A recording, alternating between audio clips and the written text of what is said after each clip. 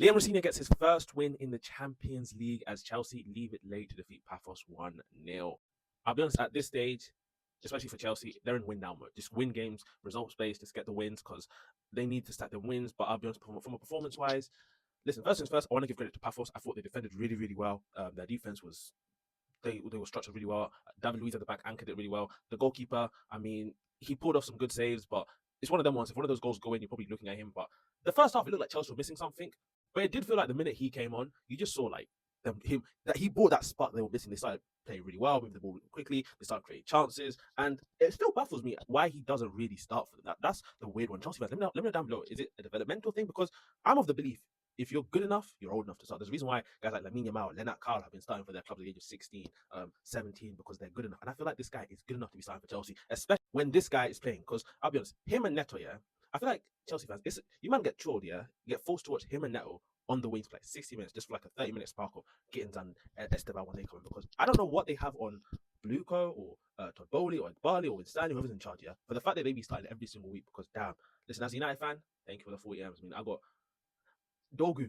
I've seen more from Dogu than this guy, I'll be honest. I'm mad. So we got food at home. But man of the match, it's Moise Caicedo. I mean, midfield general, looks really, really good. Got the winning goal header, which didn't expect it from him, but yeah, credit where credit's due.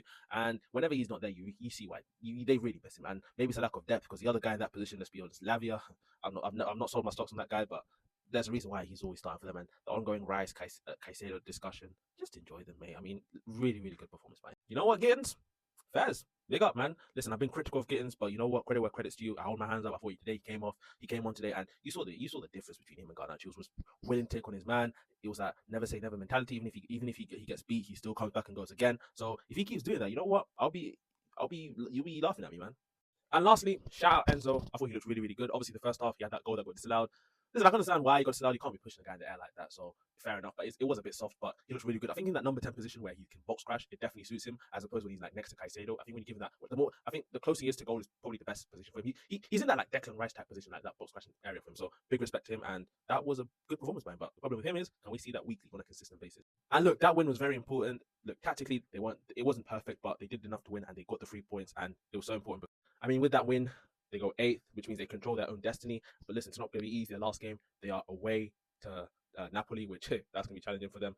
And this might come down to goal difference, and that's where the negative probably comes in. Like the fact there was only one goal. Now, let's be honest, Barcelona, who are below them, they host Copenhagen. Like that could be a whitewash. The thing that's in their hand is that PSG and Newcastle play each other, so one of them is that bound to fall off. But anyway, that's my thoughts on this game. Let me know down in the comments about this match, and as always, remember to like and follow for more. It doesn't cost much. Pay your rent. Bye.